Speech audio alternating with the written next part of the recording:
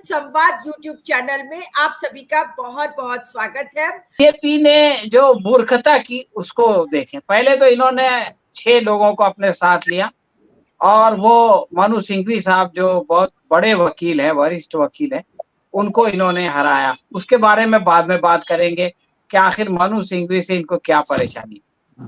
लेकिन इन्होंने उसके बाद जो काम किया वो ये है कि इनको डर था कि वो लोग कहीं वापस ना चले जाएं, तो हरियाणा की पुलिस को वहां से बुलाया और उस पुलिस के साथ इन लोगों को एक तरह से आप उनका अपहरण कहिए या आप उनको गिरफ्तारी कहिए, जो भी कहिए, हरियाणा की पुलिस उनको हिमाचल से पंचकुला ले गई। अब जब बजट का सेशन शुरू हुआ तो खुद बीजेपी वालों ने हंगामा कर दिया। यानी 15 लोगों को ने शोर शराबा किया और इतना शोर शराबा किया कि उनको बाहर निकलना पड़ा। और उसके बाद जब वो बाहर निकल गए तो बजट जो है वो बगैर पेश किए जो है वो बजट पास हो गया। तो बीजेपी के पास एक सुनहरी मौका था कि वो 6 लोगों को वहां मौजूद रखती और खुद अपने 25 वोट डालती और वो 6 जमा 25 31 हो जाते और 3 वोट जो है अपक्षों के आते।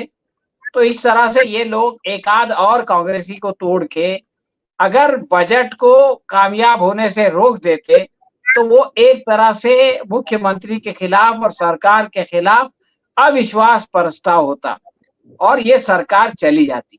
लेकिन इसके लिए जो अकल की जरूरत है वो तो बीजेपी वालों में है नहीं।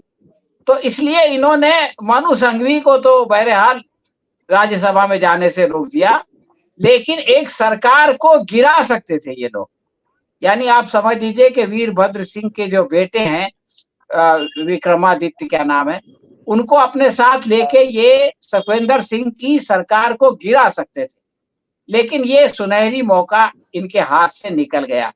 यानी आप ये कह सकते हैं कि जो ऑपरेशन लोटस है पहले झारखंड में फेल हुआ और अब जो है वो जा करके हिमाचल प्रदेश में भी फेल हो गया।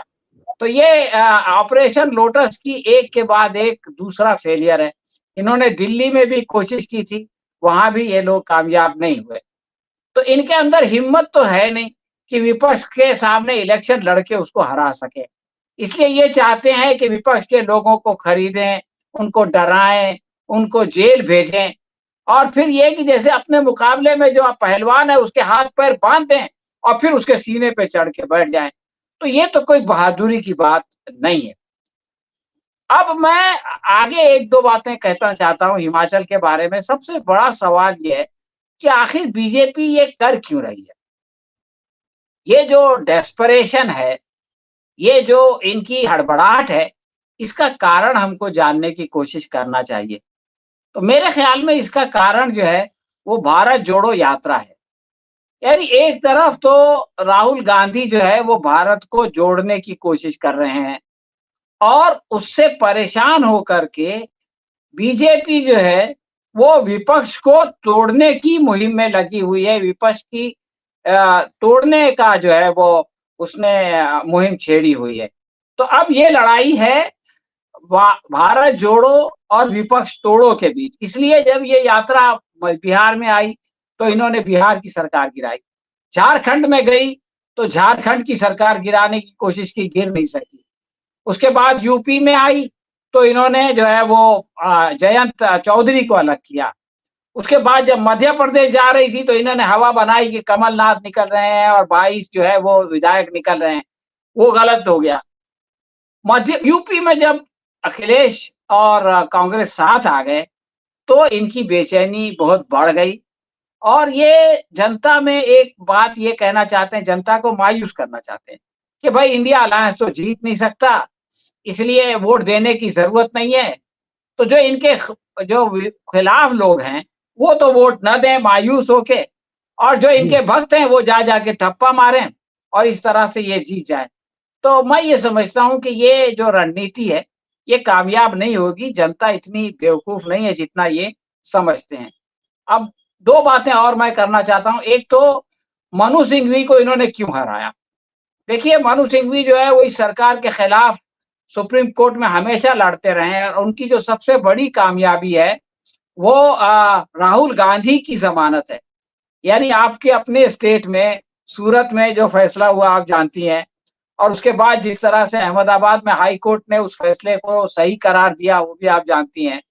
लेकिन सुप्रीम कोर्ट में आके इनकी नैया डूब गई।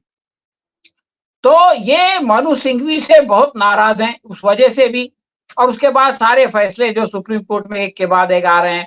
कल ही एक लाला जी के यानी लाला रामदेव के खिलाफ जो फैसला आया उससे भी ये बहुत परेशान है।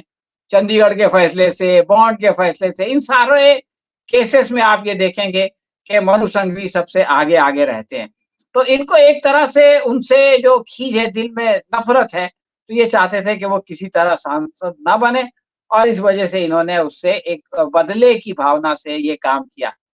आखिरी बात मैं ये कहना चाहता हूँ कि ठीक है भाई मनु सिंघवी हार गए, तो जीता कौन?